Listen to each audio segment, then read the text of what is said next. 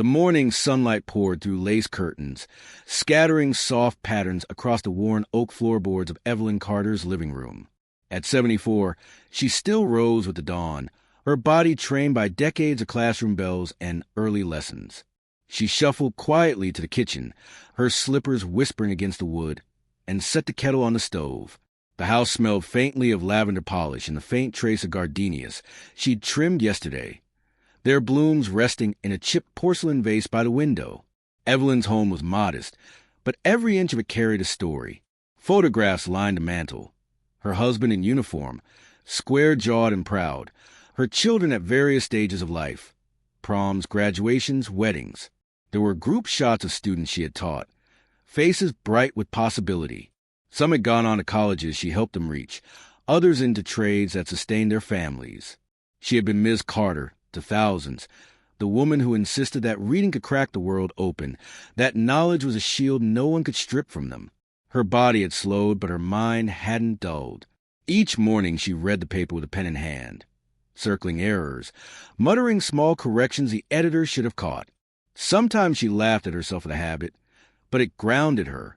Words mattered. Precision mattered. Her late husband, Leonard, used to tease her, saying she carried the patience of Job and the stubbornness of Moses. He wasn't wrong.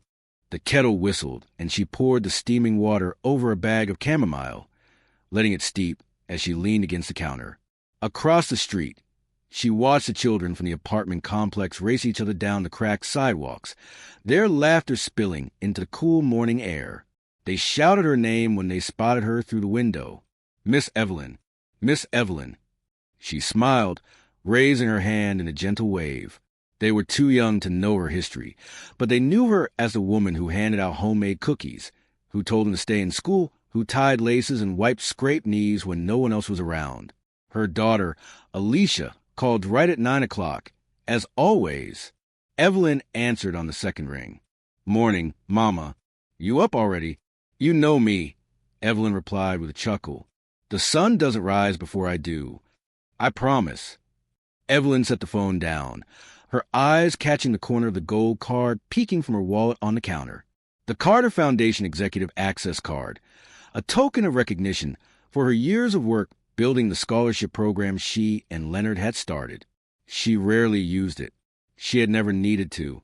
Her satisfaction was in knowing students across the South walked into classrooms because of it, their tuitions covered, their futures expanded. As she dressed for the day, Evelyn chose her usual attire, a pressed blouse, a long skirt, her silver cross pendant resting just above her heart. She studied herself in the mirror. Wrinkles deepened by time framed her face, but her eyes were clear and unyielding. She had been underestimated her whole life. She had grown used to it. Before leaving, she walked out to her garden, kneeling carefully to prune a row of basil. The soil crumbled easily between her fingers. For a moment, she closed her eyes, inhaling the rich earth, the sweetness of her labor. These quiet rituals were her armor, steadying her against a world that, even after all her years, still found ways to remind her she was black, a woman, and in their eyes, someone who should know her place.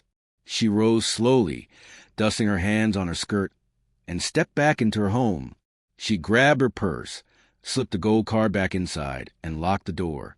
She had errands to run, a stop to make at the diner down on Main. It was nothing unusual. At least, it wasn't supposed to be. The sun hung high by the time Evelyn reached Main Street, its light bouncing off the glass storefronts and faded awnings. The town looked like something caught in amber, stubbornly clinging to the past, while the world beyond it kept moving. The diner sat at the corner where the courthouse square opened up, its neon sign flickering faintly, the paint on its trim curling from years of heat and rain. It was a place with history, though not the kind etched in stone or preserved in photographs. Its history lived in unspoken rules, where people sat who was welcomed and who was reminded, in ways subtle and sharp, that they were outsiders. Evelyn pushed the door open and was greeted by the familiar clang of the brass bell. Inside, the air smelled of fried bacon, burnt coffee, and grease that never quite left the walls. The booths were filled with locals, farmers in sun-faded caps, office clerks gossiping on their lunch breaks, a table of retirees hunched over playing cards. Conversations dipped for a moment as eyes drifted toward her, then rose back up like nothing had happened. She'd felt it before, that quiet, collective assessment, as though her presence bent a natural order of things. She walked calmly to a corner booth by the window, the one she always chose when she came here, and set her purse on the seat beside her. A young waiter, barely older than 19, leaned against the counter twirling his notepad. His name tag read Tyler. His smirk carried the restless arrogance of someone who believed the town belonged to him, though he hadn't lived long enough to know its full weight. He glanced at Evelyn, then back at the owner, Frank Delaney, who stood polishing a glass with deliberate slowness. Frank gave a small shake of his head. Tyler nodded, his smirk widening. Minutes passed. The clink of silverware, the low hum of a jukebox in the corner, the sizzle from a kitchen. Life carried on in every corner but hers. Evelyn folded her hands neatly on the table. She waited. A woman at the booth across from her stole a glance, then lowered her eyes quickly when Evelyn caught it. Another customer whispered something under his breath, chuckling to himself.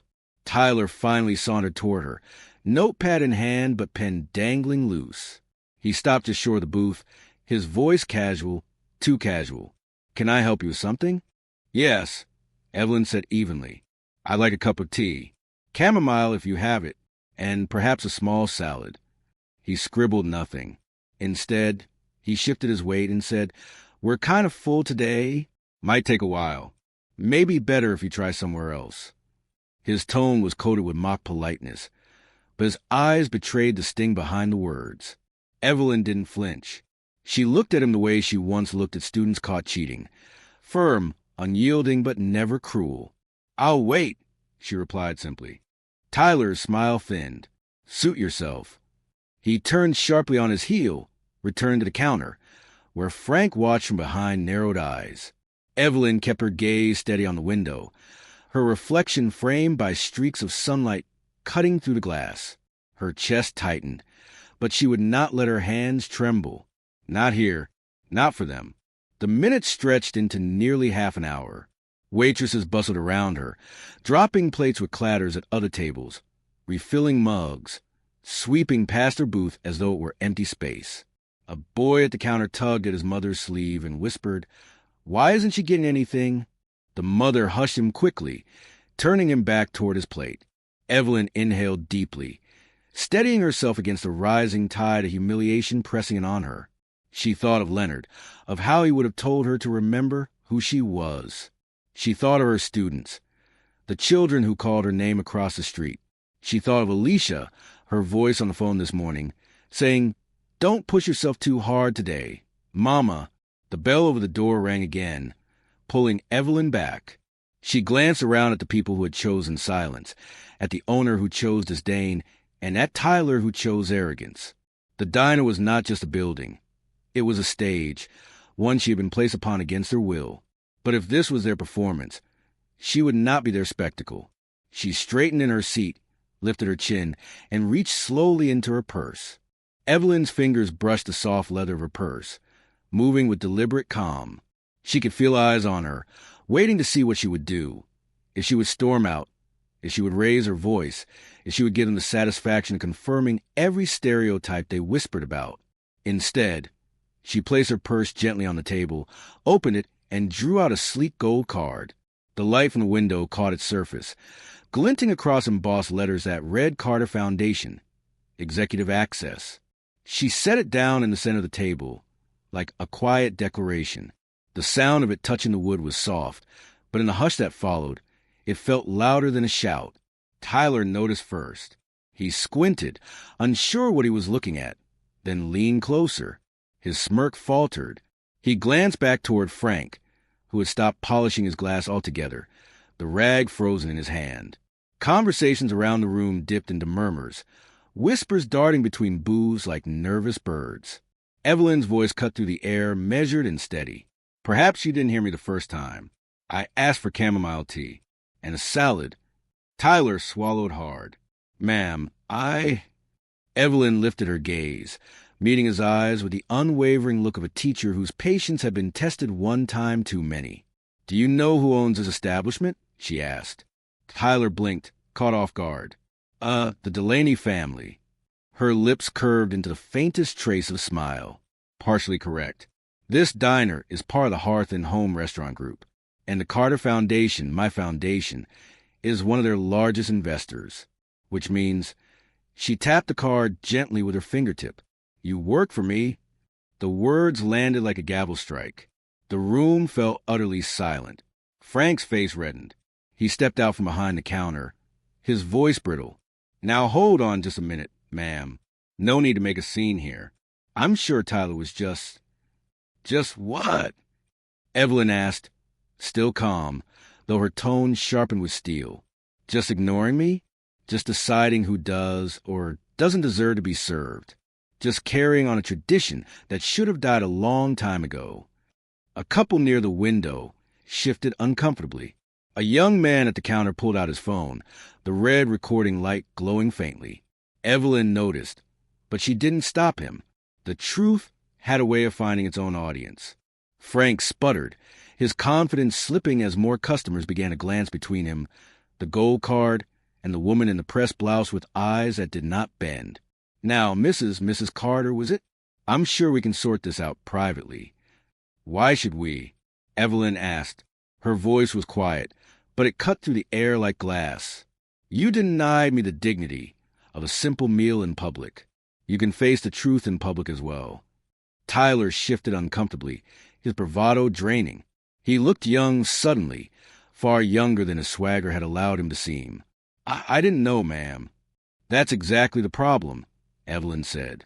Her hand rested gently on the card. You didn't care to know. You looked at me and thought you already knew everything. Frank's jaw worked as though he might argue, but the weight of every eye in the diner pressed against him. The air had shifted. Power had slipped from his grasp. Evelyn leaned back in her seat. Her face calm, though her pulse beat fast in her throat. She had not raised her voice, had not cursed, had not pleaded. She had simply revealed the truth, and the truth was heavier than anything they could carry. For a moment, no one moved. Then, from across the diner, a man muttered under his breath, Lord have mercy. Another voice said, She showed him. And still another whispered, Get this on Facebook. The hush of humiliation that had threatened to swallow her minutes earlier had turned, suddenly, into a current flowing in her favor. She could feel the shift. She could feel the reckoning. Evelyn folded her hands neatly on the table again, her gold card glinting in the sunlight. Now, she said softly, about that tea. Frank tried to gather himself, straightening his posture as though sheer size could restore what had already slipped from his hands. Now listen, Mrs. Carter, he said, his voice strained with false calm. We don't need to blow this out of proportion. Nobody meant any harm. Evelyn tilted her head slightly, the way she used when a student gave her half an answer, leaving the truth dangling in the air. No harm, she asked quietly. You call it no harm to pretend I wasn't sitting here? To make me wait until I gave up and left? That's not an accident, Mr. Delaney. That's a choice. The phone at the counter was no longer the only one recording. Two more were raised discreetly, their owners trying to look casual as they angled their cameras. Evelyn's words were already spilling into digital space, carried beyond the greasy walls of the diner.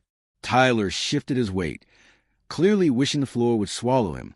He thought it would be easy, a moment to show off for Frank, to prove he belonged with the smirking regulars. But now his ears burned red, his chest heaving with shallow breaths. He hadn't expected her to push back. He certainly hadn't expected her to hold a card that tied her directly to the business itself.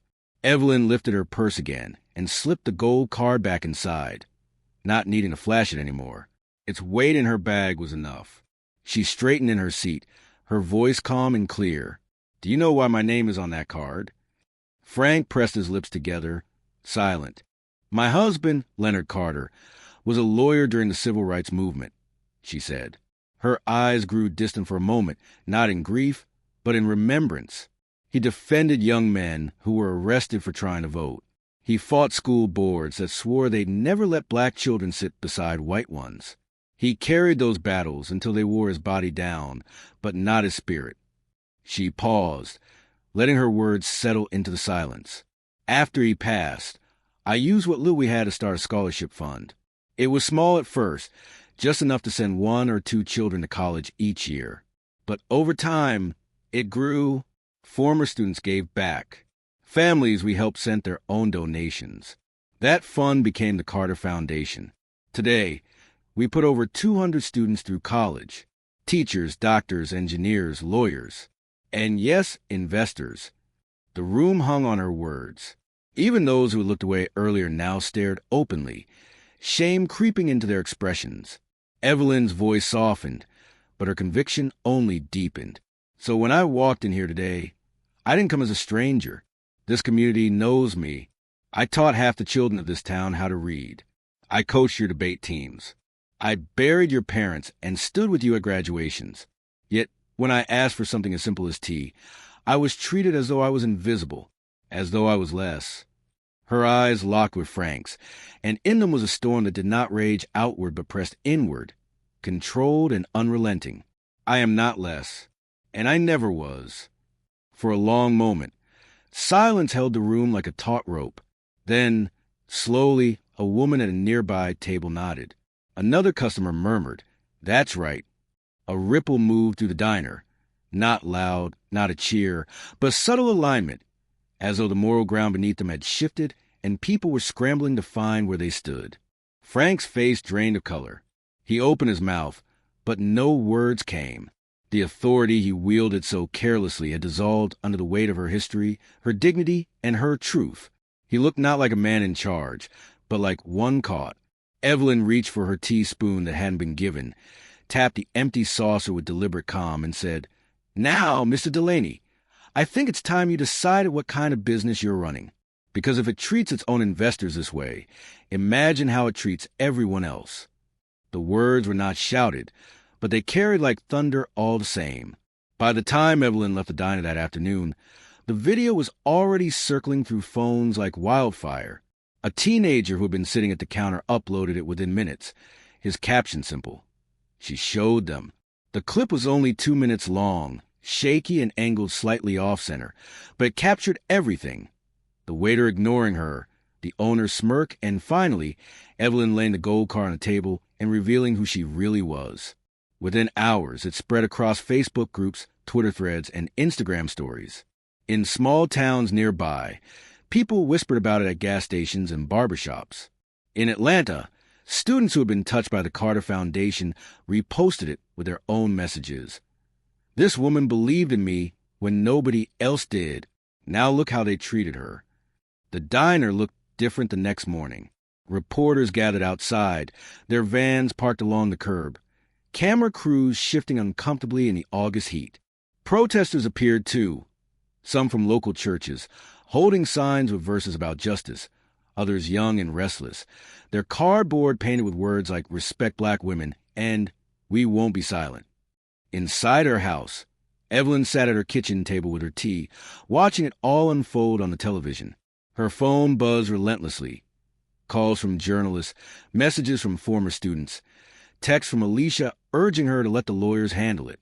She answered only a handful, her voice calm but tired. The news anchors called her the grandmother of Main Street. Civil rights activists called her a living lesson in dignity. But to Evelyn, she was simply herself, the same woman who woke every morning to tend her basil and prune her gardenias. She hadn't staged anything. She hadn't shouted. She had just refused to be unseen. Still, not all the attention was kind. Anonymous letters slipped into her mailbox. Typed notes telling her she'd embarrass the town, that she should stop stirring trouble. A caller's voice hissed late one night, "Go back to your place, old woman, before somebody puts you there." Evelyn hung up quietly, her hands trembling only once the line had gone dead.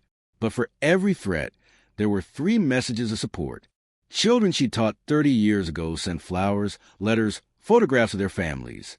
One woman wrote, "You gave me my first book when no one thought I'd finish high school. I wouldn't be a teacher today without you. I stand with you." On the 3rd day after the incident, Evelyn stepped onto her porch and found nearly 50 people gathered in her yard. Neighbors, church members, students young and grown. They held candles, their flames flickering against the dusk. When she opened the door, They began to sing softly, "The old hymn, This Little Light of Mine." Evelyn pressed her hand to her chest, the sound washing over her like a tide she hadn't expected. Alicia arrived that night from Atlanta, her suit jacket still creased from the drive. She embraced her mother tightly, whispering, "Mama, the whole world is watching." Evelyn pulled back, her eyes glistening but steady. "Then let them watch. But let them see more than anger. Let them see the truth." The next morning, Evelyn agreed to speak briefly at the church steps, facing the cameras and the crowd. Her voice carried no bitterness, only resolve. "I did not ask for attention. I asked for tea, and what I was given was a reminder that silence in the face of injustice is still injustice.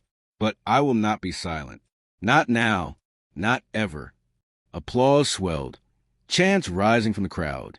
For the first time, Evelyn felt the weight of what had begun. This was no longer about her cup of tea.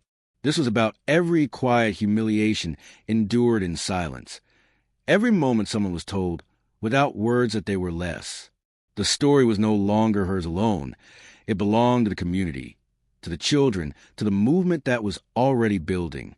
And though Evelyn never sought the spotlight, she could feel it now, burning hot and unforgiving, forcing her to stand in it or step aside.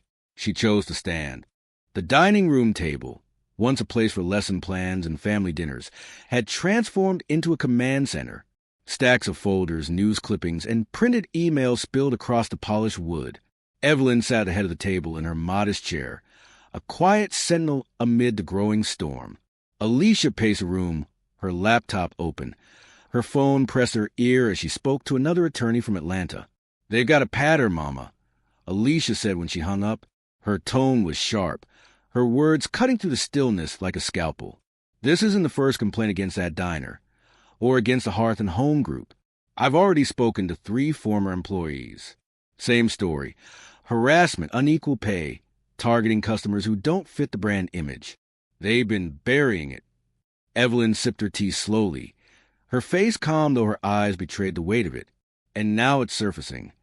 It's more than that," Alicia continued, her voice alive with the pulse of strategy. "The foundation is leverage. Your investments give you access to their internal records. With discovery, we can expose years of discrimination." She paused, looking at her mother. This could become bigger than just a lawsuit. It could be a reckoning. Evelyn set her cup down gently. "We're not after vengeance, Alicia. We're after truth and dignity. Nothing more, nothing less." The kettle whistled, and she poured the steaming water over a bag of chamomile, letting it steep as she leaned against the counter. Across the street, she watched the children from the apartment complex race each other down the cracked sidewalks, their laughter spilling into the cool morning air. They shouted her name when they spotted her through the window. "Miss Evelyn, Miss Evelyn." She smiled, raising her hand in a gentle wave. They were too young to know her history, but they knew her as the woman who handed out homemade cookies, who told them to stay in school, who tied laces and wiped scraped knees when no one else was around. Her daughter, Alicia, called right at 9 o'clock. As always, Evelyn answered on the second ring. "Morning, Mama. You up already?" "You know me," Evelyn replied with a chuckle. "The sun doesn't rise before I do. I promise."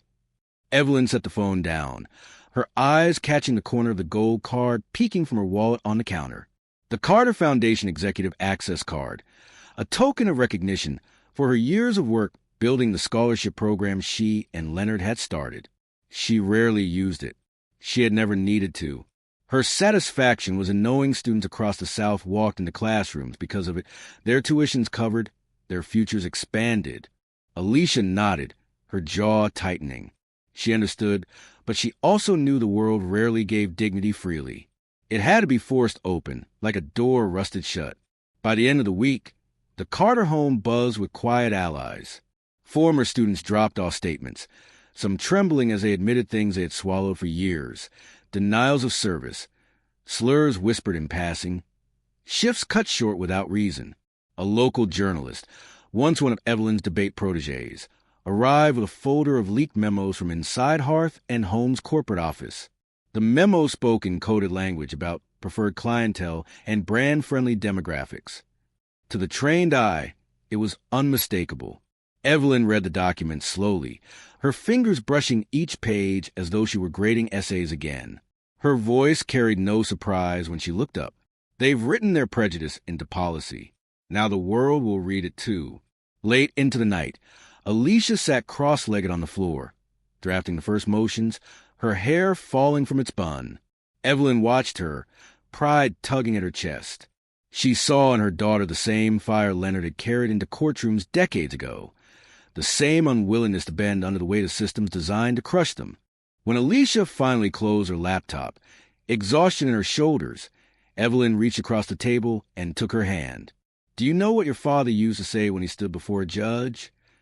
Alicia shook her head faintly, her eyes curious. He said, "The law doesn't always give justice, but it always leaves a trail. Follow the trail long enough, and justice will find its way." Evelyn squeezed her daughter's hand gently. "That's what you're doing now." The next morning, a press release went out under the Carter Foundation's letterhead. A formal complaint had been filed against Hearth and Home Restaurant Group, citing systemic discrimination, supported by both community testimony and internal documents. It was written in Alicia's crisp legal language, but Evelyn's signature sat at the bottom in bold ink, steady and resolute. The media storm surged higher. Networks called it the Carter case. Hearth and Home's executives scrambled, issuing hollow apologies while quietly calling lawyers of their own. Protesters swelled outside the diner, chanting Evelyn's name alongside demands for reform. In the quiet of her kitchen, Evelyn sat with her tea, watching it all unfold. She didn't relish the noise, the flashing cameras, the chants, but she knew the moment had come.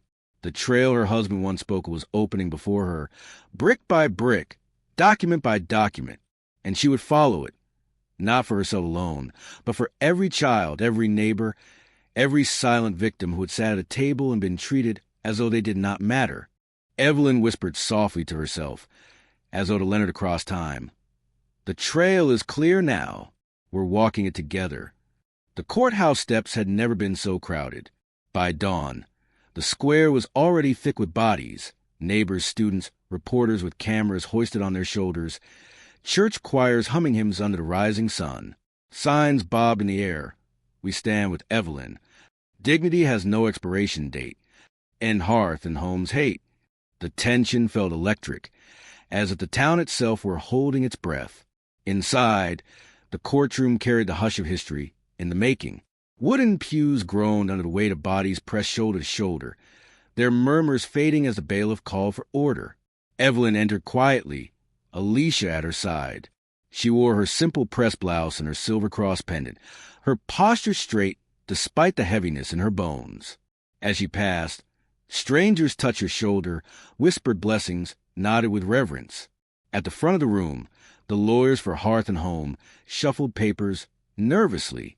Their lead counsel, a slick man in a navy suit, leaned toward the microphone with the polished ease of someone accustomed to dismissing people like Evelyn. "Your Honor," he began, "this case has been exaggerated beyond proportion. The incident in question was a misunderstanding at best, certainly regrettable, but hardly evidence of systemic discrimination." A murmur rose in the gallery, sharp, disbelieving. Alicia stood, calm but fierce. "Your Honor, with respect, the defense wants to frame this as an isolated mistake, but the truth is in the paper trail." She gestured, and one of her paralegals wheeled forward a stack of boxes, each brimming with documents. Internal memos, pay stubs, customer complaints, all showing a pattern of racial bias in hiring, pay, and treatment across dozens of Hearth and Home locations. And here, she lifted a folder, her voice unwavering. Emails from Mr. Delaney himself instructing staff to prioritize white families and discourage undesirables. Gasps rippled through the room. Frank Delaney, seated stiffly behind the defense, shifted in his chair, his face flushed. Evelyn sat still, her hands folded in her lap. She had heard these words before in Alicia's rehearsals, but hearing them aloud in this room, in front of her town, struck a chord deep inside. For a moment, she closed her eyes, and she could almost hear Leonard's voice. "Follow the trail." The judge studied the documents, his brows furrowed. "Ms. Carter," he said, looking directly at Evelyn, "would you like to address the court?" The room hushed. All eyes turned toward her. Slowly, Evelyn rose, her movements deliberate, her step steady as she made her way to the stand. She adjusted the microphone, her fingers brushing the cool metal, then looked out across the sea of faces, some angry, some ashamed, some brimming with hope. "I was not seeking a fight that day," she began, her voice low but carrying. "I wanted a cup of tea. That's all. But what I was given was something I've known my whole life. The sting of being unseen, of being told in silence and smirks that I do not belong." She paused, letting the weight of the words settle. "But I do belong. I belong in that diner, in this town, in this world. And so does every person who has ever been told they are less. This isn't about tea. It's about dignity. It's about how we choose to see one another." Her eyes lifted, locking on Frank Delaney, who squirmed under her gaze. "I spent my life teaching children to read, so they could write their own futures. I will not stand by and watch a business or a town erase those futures with policies written in prejudice." The gallery stirred, applause muffled by hands clasped in reverence. Reporters' pens scratched furiously. Alicia stood behind her mother, her face taut with pride and restraint. The judge raised a hand for silence, his expression grave. "The evidence presented here today is serious. This court cannot ignore the depth of these practices. An injunction will be issued against Hearth and Home, pending a full civil rights investigation. And Mr. Delaney," his voice sharpened, "this town deserves better leadership than what you have provided." The room erupted, cheers, sobs, chant of Evelyn's name. Frank sank in his seat, the power that once wrapped around him unraveling strand by strand. Tyler, seated near the back, kept his eyes low, shame flickering across his face. Evelyn remained standing at the microphone, the noise swelling around her. She didn't smile. She didn't gloat. She simply nodded once, a quiet acknowledgement that justice, imperfect and delayed though it was, had finally brushed its hand against truth. She whispered softly, barely audible over the roar. "For Leonard, for every child, for us all." But Evelyn Carter didn't stay for the cameras or the chanting. She slipped quietly through the side exit, Alicia steady at her elbow. They walked slowly down a shaded alley, the noise of the crowd fading into the distance. For Evelyn, the moment wasn't about victory. It was about the quiet ache of all the years it had taken to get here. When they reached their porch, the sun was beginning to set, streaking the sky in shades of gold and violet. Evelyn paused at the door, her hand lingering on the old brass handle Leonard had polished every spring. She looked out at the block. Her neighbors gathered in clusters, waving, smiling, lifting their hands in gratitude. Children darted between them, laughter echoing through the air. She saw faces that had once avoided hers now filled with something new, respect. Inside, Alicia set the stack of legal files on the kitchen table and turned to her mother. "You did it, Mama," she whispered, her voice thick with pride. "You stood taller than all of them." Evelyn eased into her chair, the one that faced the window. She could see the garden Leonard had planted, the roses blooming stubbornly despite the hard clay soil. She smiled faintly, not at the victory, but at the memory of her husband kneeling there with dirt on his hands, humming an ode hymn. "I didn't do it alone," Evelyn murmured. "I carried him with me. Every child I taught, every hymn I sang in church when my voice was shaking. All of them stood with me today." She reached across the table, covering Alicia's hand with her own. "And now you'll keep carrying it." That night, Pine Hill felt different. Hearth and Home's neon sign went dark, whether by choice or by consequence, no one knew. Word spread that Delaney had resigned his position on the Chamber of Commerce. And in the church basement, plans began to stir. A community co-op, a scholarship fund, a voter registration drive. People spoke of dignity as if it were something tangible, something they could hold, pass along, protect. In the quiet of her room, Evelyn sat by the window, the courthouse light still visible in the distance. She pulled Leonard's Bible onto her lap, tracing the underlined verses he had once read aloud at the dinner table. She whispered the words, not as prayer but as promise. Justice shall roll down like waters, and righteousness like a mighty stream. The sound of the town hummed beyond her walls. Singing, laughter, the clatter of dishes in kitchens where families gathered with a new sense of belonging. For once, Evelyn didn't feel like she had to brace herself for tomorrow. She felt, instead, that tomorrow might just be ready for her. She closed the Bible gently, her hand resting on its worn leather cover. Outside, the night carried a rhythm, the same rhythm she had felt in the courtroom when her voice found its strength, the same rhythm her students once tapped on desks when they finally mastered a word. It was a rhythm of endurance, of survival, of a people who had learned to turn their wounds into testimony. Evelyn leaned back in her chair, her silhouette framed by the soft glow of a lamp. She allowed herself a rare moment of rest, knowing the fight wasn't over, but also knowing this. She had left a mark on Pine Hill that could not be erased. And as the stars broke open across the sky, she whispered once more, for herself and for the generations watching, "We belong.